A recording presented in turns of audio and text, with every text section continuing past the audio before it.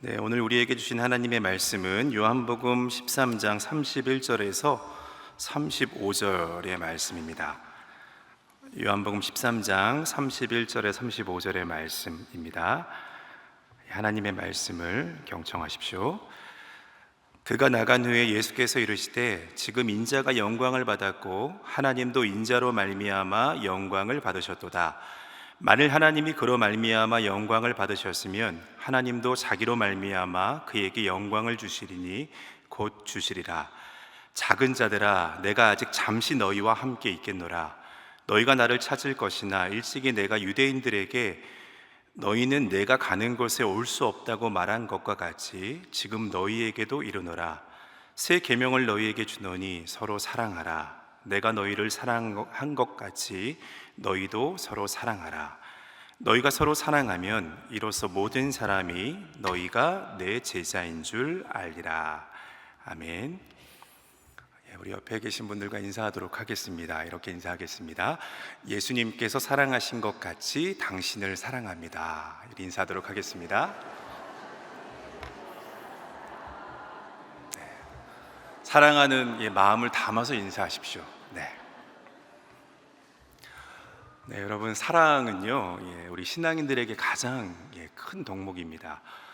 바울은 고린도전서 13장에서 다음과 같이 고백을 합니다. 내가 사람의 방언과 천사의 말을 할지라도 사랑이 없으면 소리나는 구리와 울리는 꽹과리가 되고, 내가 예언한 능력이 있어 모든 비밀과 모든 지식을 알고 또 산을 옮길 만한 믿음이 있을지라도 사랑이 없으면 내가 아무것도 아니요, 내가 내게 있는 모든 것으로 구제하고 또 내 몸을 불사르게 내줄지라도 사랑이 없으면 내게 아무 유익이 없느니라. 여러분, 그래서 사랑은 우리 그리스도인들에게는 정체성과 같은 것입니다. 여러분, 서로 사랑하십니까?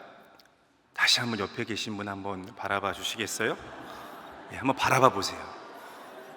여러분, 이렇게 서로 이렇게 웃으시면서 바라보면 사랑할 수 있을 것 같지 않으십니까?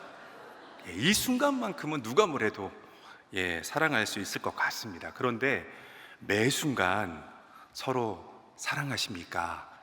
이렇게 묻는다고 여러분 생각을 해 보십시오. 사랑한다는 것이요, 생각처럼 쉽지 않다는 것을 여러분들이 느끼시게 될 겁니다. 그래서 바울은 고린도전서 13장에서 사랑에 대해서 이어서 다음과 같이 정의하고 있습니다. 사랑은 오래 참는 것입니다.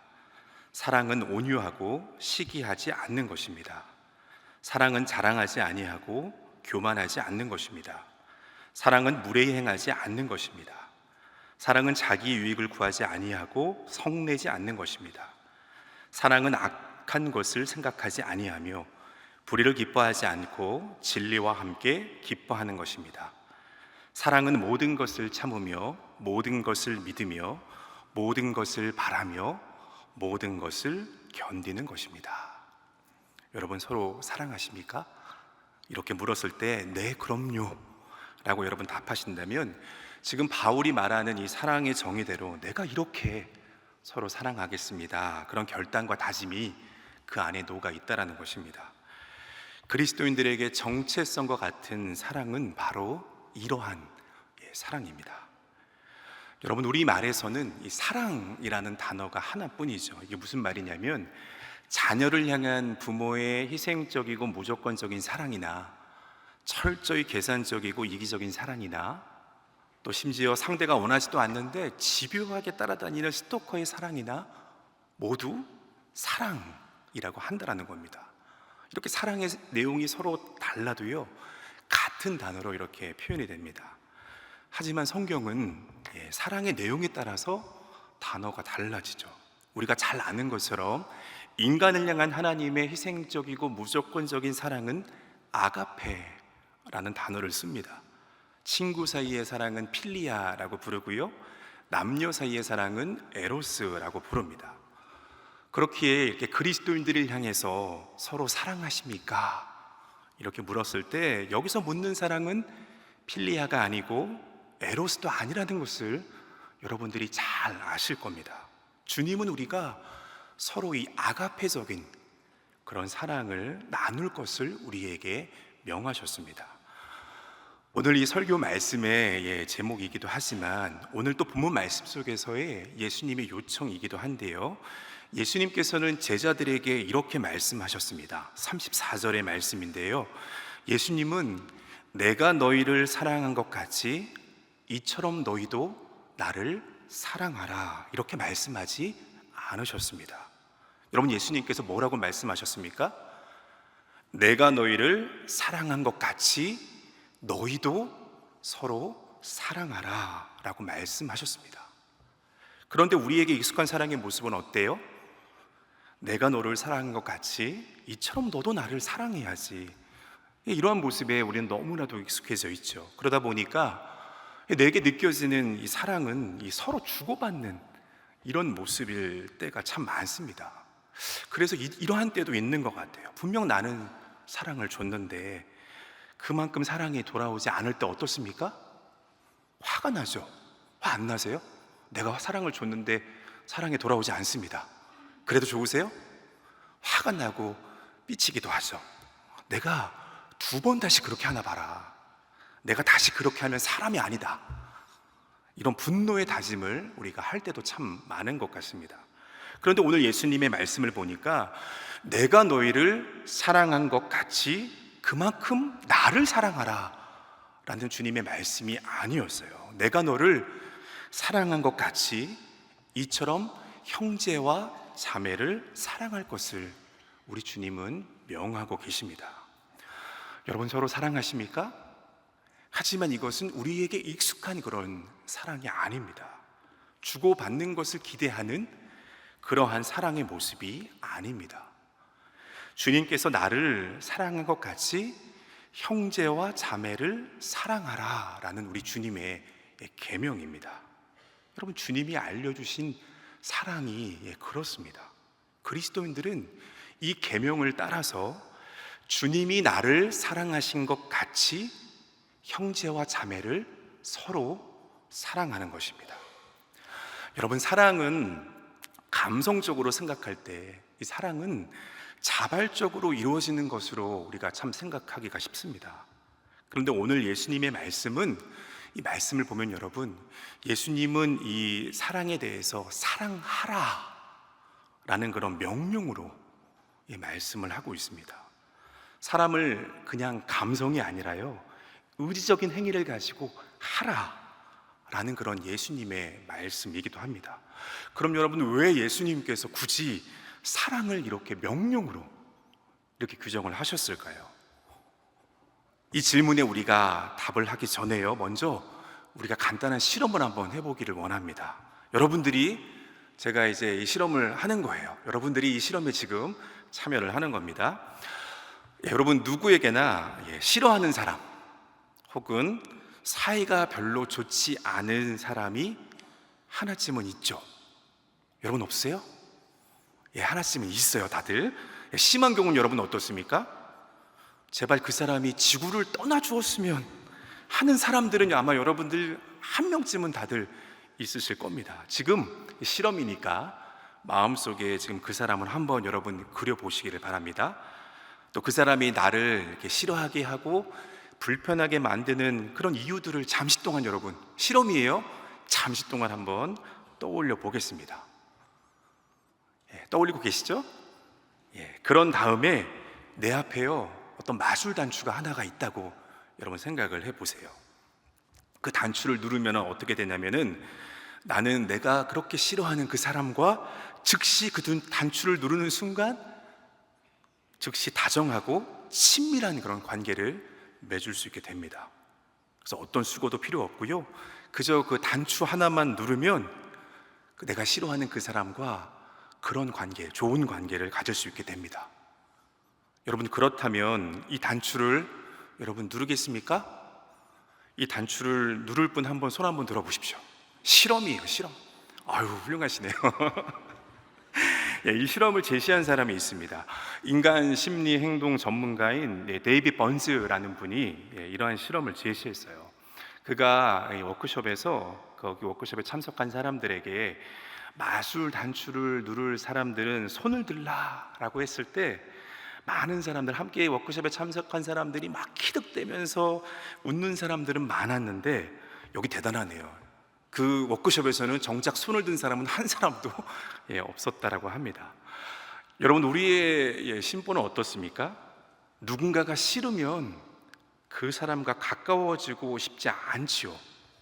그 마술 단추를 눌러서 도리어 그 사람을 영원히 지구 밖으로 보내고 싶은 그것이 우리의 솔직한 심보입니다. 싫은 사람과 관계를 개선할 어떤 방도를 찾을 마음이 없는 게, 그게 우리의 솔직한 심정이 아닐까 싶습니다. 여러분, 예수님이 이 서로 사랑할 것을 명령으로 이렇게 규정한 이유가 무엇이겠습니까? 예수님께서 인간의 이러한 속마음을 누구보다도 잘 알고 있으셨기 때문입니다. 우리가 감정적으로 사랑하기 싫은 형제 자매라고 할지라도 의지적인 노력을 기울일 것을 예수님께서 이처럼 명령으로, 계명으로 우리에게 요구하시는 것입니다. 서로 사랑하는 것, 형제와 자매를 사랑하는 것은 그래서 감성적인 선택지가 아니고 이것은 예수님의 계명입니다. 마땅히 우리 그리스도인들이 행해야 될 계명으로 저와 여러분들에게 이 말씀이 주어진 것입니다. 여러분, 왜 기독교가 사랑의 종교라고 불리게 되었다고 여러분 생각하십니까? 이것은 우리 기독교인들이 하는 사랑이 세상 사람들의 눈에 가장 우선적인 특징으로 들어왔기 때문일 것이라고 생각을 합니다. 그러나 일반 사람들이 생각하고 익숙한 우리 기독교인들의 사랑이 그러한 모습이었다면 굳이 세상 사람들이 생각했을 때, 기독교를 생각했을 때 사랑의 종교라고 그렇게 말하지 않을 것입니다. 세상 사람들의 눈에 이 사랑이 특별하게, 우리 그리스도인들의 사랑이 특별하게 들어왔다는 것은요, 뭔가 그리스도인들이 나누는 그 사랑이 익숙하지 않은 사랑, 뭔가 다른 이 아가페적인 사랑이 그리스도인들의 삶의 자리를 가득 채웠다는 것입니다. 여러분, 그런데 이게 그냥 되겠습니까? 우리 성도들의 의지적인 노력이 없다면, 예수님이 우리에게 마땅히 주신 계명이기 때문에 그 계명을 살아내고자 하는 그런 거룩한 몸부림이 없다면, 여러분, 이 아가페적인 사랑은 우리 그리스도인들의 삶의 자리를 가득 채울 수가 없습니다. 여러분, 서로 사랑하십니까? 이것은 우리 예수님의 우리를 향한 당부이고 마땅한 그런 명령입니다.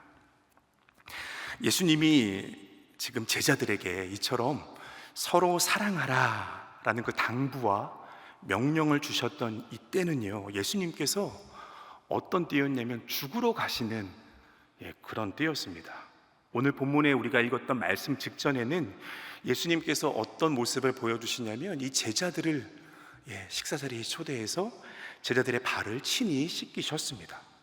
내가 주요 또는 선생이 되어 너희 발을 씻었으니 너희도 서로의 발을 씻어주는 것이 옳다라고 예수님 말씀하시고 이 제자들의 발을 예수님께서 손수 씻기셨습니다. 그리고 예수님께서 내가 진실로 이르노니 너희 중에 하나가 나를 팔리라 라고 그렇게 말씀하셨습니다. 또 오늘 본문의 31절과 32절의 말씀에서 예수님께서는 이렇게 말씀하셨어요. 지금 인자가 영광을 받았고 하나님도 인자로 말미암아 영광을 받으셨도다.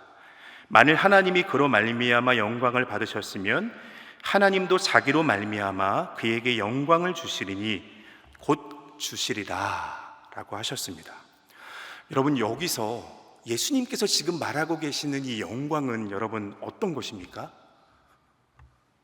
예수님이 말씀하시는 영광은 곧 예수님 앞에 있을 예수 그리스도의 십자가의 죽음을 가리키고 있습니다.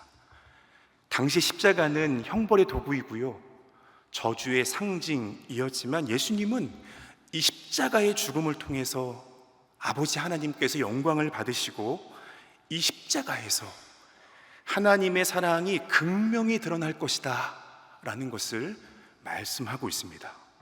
그리고 33절 말씀에 예수님께 제자들을 향하여 더 다음과 같이 또한 말씀하시죠. 작은 자들아, 내가 아직 잠시 너희와 함께 있겠노라. 너희가 나를 찾을 것이나 일찍이 내가 유대인들에게 너희는 내가 가는 곳에 올 수 없다고 말하는 것과 같이 지금 너희에게도 이르노라. 예수님은요, 이 제자들을 향해서 곧 내가 너희들을 떠날 것이다 라는 것을 언급하셨습니다.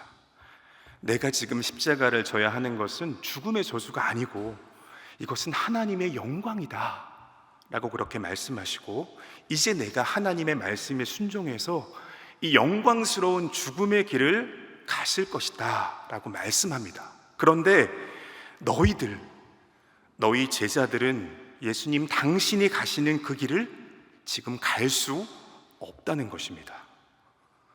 오늘 35절 말씀까지만 읽었는데 이어지는 36절과 37절 말씀들을 보면 이 말을 듣고요, 베드로가 발끈해서 예수님께 이렇게 묻습니다. 예수님, 어디로 가십니까?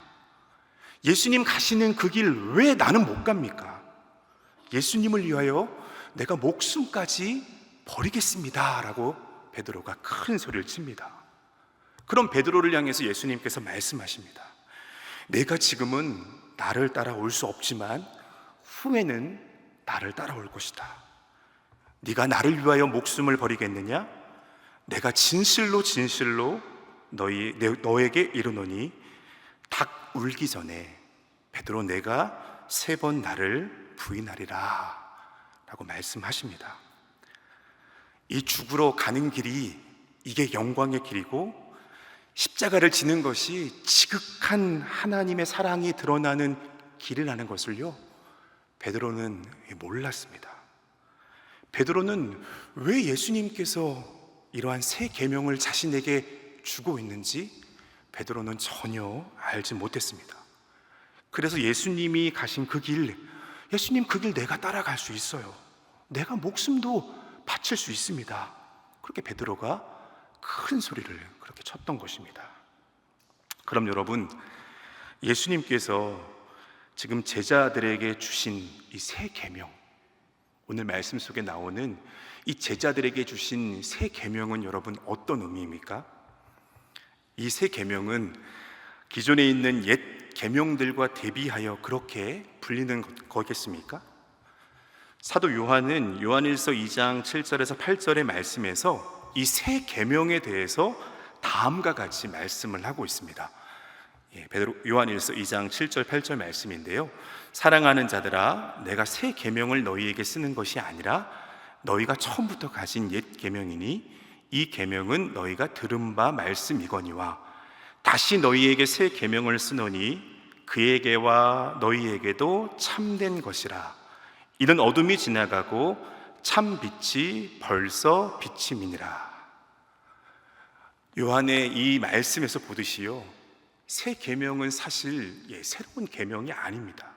그것은 우리가 구약 성경에 있는 레위기 19장 18절에 나오는 내 이웃을 너 자신처럼 사랑해야 한다라는 것과 유사합니다. 그런데도 서로 사랑하여라가 새 계명으로 불리는 이유는 2가지 이유입니다. 첫 번째는 사랑하라는 이 옛 계명이 지금 예수님에 의해서 시작되는 이 새 시대에 이런 새로운 이스라엘인 교회에 다시금 그것이 주어졌기 때문입니다.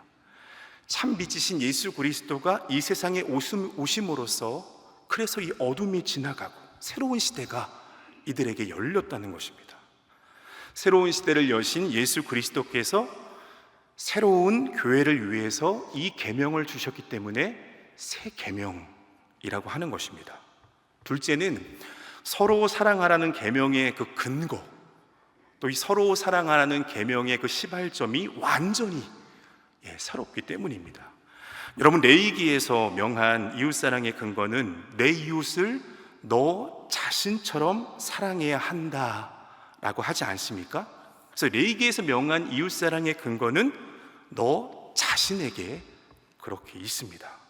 하지만 예수님이 지금 주시는 새 계명에서 여러분, 형제 자매의 사랑의 근거는 어디에 있습니까?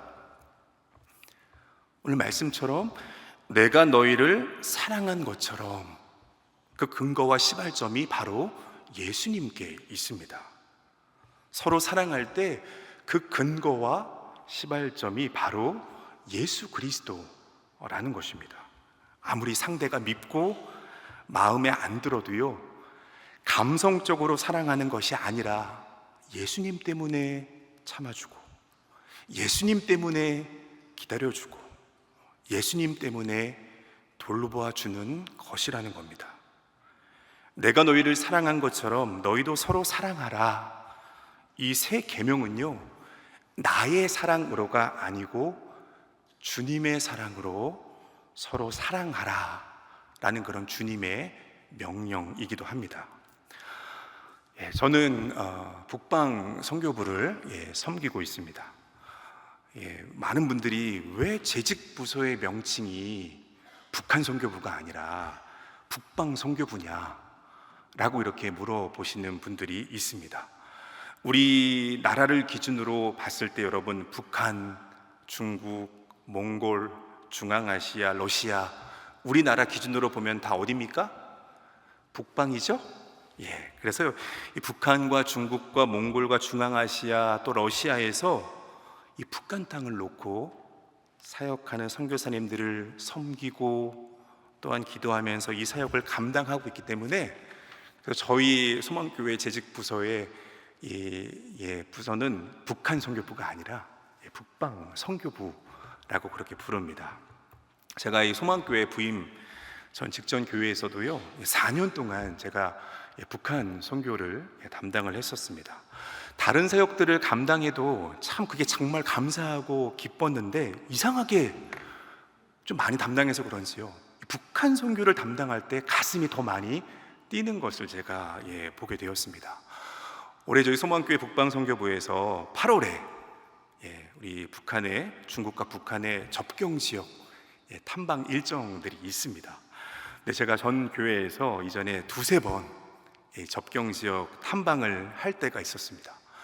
저는 뭐 부모님이 이북 사람도 아니고 뭐 이산 가족이 있는 것도 아닌데, 그런데 그 이제 접경을 가게 되잖아요. 접경에서 그 중국과 북한의 접경에서 저 북한 땅을 바라보고 있느라면 왠지 모르게 가슴이 너무 뭉클한 거예요.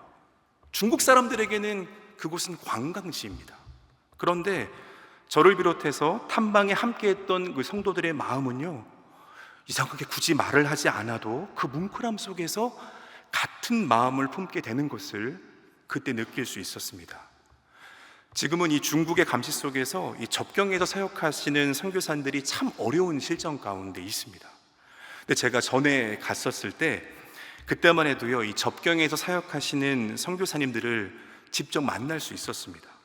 탈북자들을 구출하는 그런 사역을 하고 계시는 선교사님도 만날 수 있었고요, 또 빵 공장을 운영하면서 북한의 어린이들에게 빵을 공급하는 선교사님들도 직접 그곳에 가서 만날 수 있었습니다.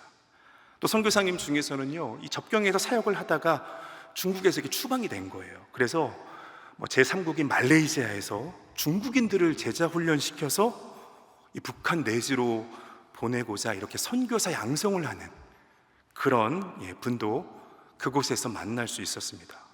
그때도 지금처럼 우리 남한 사람들은 북한에 자유롭게 드나들 수도 없고, 우리 남한에서 할 수 있는, 남한에 있는 교회에서 하는 사역에는 분명한 한계가 있었습니다. 그래서 당시 어떤 사역들에 대한 논의들이 있었냐면, 조선족들을 제자 훈련해서 북한 내지로 보내는 그런 사역들, 또 중국에 있는 그리스도인들을 훈련시켜서 이 북한 내지 선교를 감당하는 사역에 대한 그러한 논의들이 그 당시에 있었습니다.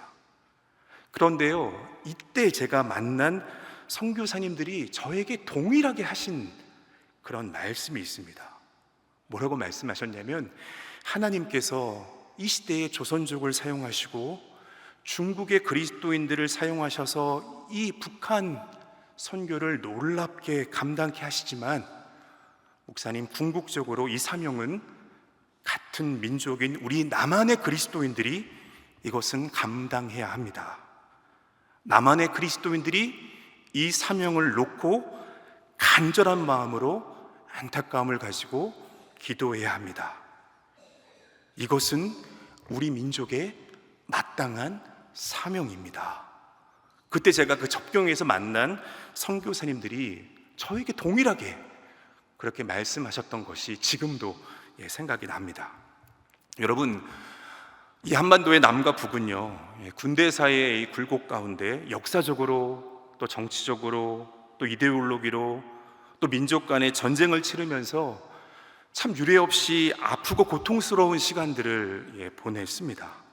여러분, 올해가 강북 후 분단 80년이 되는 그런 해입니다.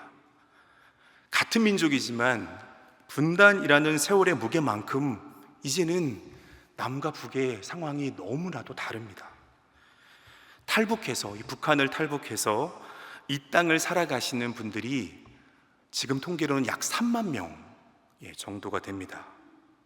이 남한에 나와 있는, 탈북하여 나와 있는 이 탈북민들을 만나보면요, 참 너무 많은 것이 다르다라는 것을 느끼게 됩니다. 반대로 생각을 해보면 이 탈북민들의 입장에서 보면 얼마나 이 땅에서의 삶이 큰 문화 충격이겠습니까? 다르기 때문에 갈등과 말찰이 생기기도 하고요, 순순히 호감을 갖기에는 참 어려운 부분들이 많습니다. 저도 이전에 교회에서 이 탈북민 한 분과 교제를 했었는데요, 남성분과 여성분이라고 한 게 아니라 남성분과 믿음 안에서 교제를 했었는데 참 쉽지 않았습니다. 이 사람이 전혀 다른 체제와 문화 속에 살았기 때문에요, 내가 익숙한 방식으로 뭔가를 기대를 하면 도리어 실망이 클 수밖에 없다는 것을 그때 그 탈북민하고 교제를 하면서 제가 경험하게 되었습니다. 북한 선교 사역들의 어려움들이 그런 부분이기도 합니다. 뭔가 익숙한 기대를 하기가 어렵습니다. 분명 내가 사랑을 주고 관심을 주고 있는데요, 그 반대의 급부를 기대하기가 참 어렵습니다. 주고받는 것이 쉽지 않은 것이 우리가 지금 담당하고 있는 북한 선교 사역의 그러한 특징이기도 합니다. 물론 정치적인 이유도 있고요, 또 보안상의 이유가 있기도 합니다. 하지만 그래서 이 사역을 하면서요, 이러한 주고받는 것이 잘 안 되기 때문에 많은 분들이 실망하기도 하고 뭔가 이렇게 뿌린 만큼 거둔 것이 없는 것 같아서 회의가 찾아들 때도 있습니다. 저도 이 사역을 이렇게 담당할 때 이러한 어려움들을 이 사역을 담당하면서 겪게 되었습니다. 근데 제가 이러한 사역을 감당하면서 어려움들을 겪을 때마다 그때마다 이 접경에서 만났던 이 선교사님들의 저에게 주셨던 그 말씀이 떠오르는 겁니다. 목사님, 이 사명은 같은 민족인 우리 남한의 그리스도인들이 감당해야 합니다. 남한의 그리스도인들이 이 사명을 놓고 간절히 기도해야 합니다. 이것은 우리 민족의 마땅한 사명입니다. 제가 이 사역을 감당하면서 실망감이 들고 회의감들이 찾아올 때면 그때마다 이 선교사님들의 그 접경에서 만났던 그 선교사님들의 말씀이 떠올라서 다시 이 마음을 다잡게 됩니다. 여러분, 우리는 우리를 위해서 목숨을 바치시고 우리를 극진히 사랑하시는 예수님을 우리는 사랑할 수 있습니다. 여러분, 예수님의 우리를 향한 그 사랑을 안다면 어떻게 우리가 감성적으로 자발하여 예수님을 우리가 사랑하지 않을 수가 있겠습니까? 그런데 예수님은 우리에게 이렇게 명하십니다. 내가 너희를 사랑한 것처럼 너희가 형제와 자매를 그렇게 사랑했으면 좋겠다.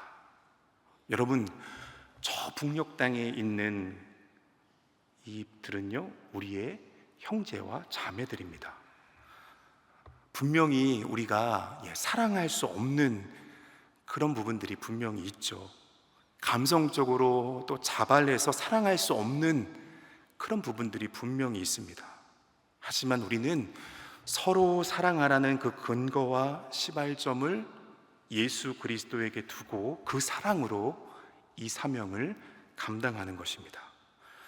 저 북녘의 형제 자매들은 비록 80년의 분단의 세월들이 있었지만 오랫동안 우리와 함께했던 그러한 우리의 민족입니다. 동방의 예루살렘인 저 평양에서 영적 각성과 대부흥 운동들이 있었고, 여러분, 수많은 교회가 이 남한 땅이 아니라 저 북녘 땅에 먼저 여러분 세워졌습니다. 그곳은 우리 선교사들이 핏값으로 사신 복음의 땅이고, 믿음의 형제 자매들의 간절한 기도가 서린 곳입니다. 저들은 우리와 이 복음을 함께 나눈 형제와 자매들입니다.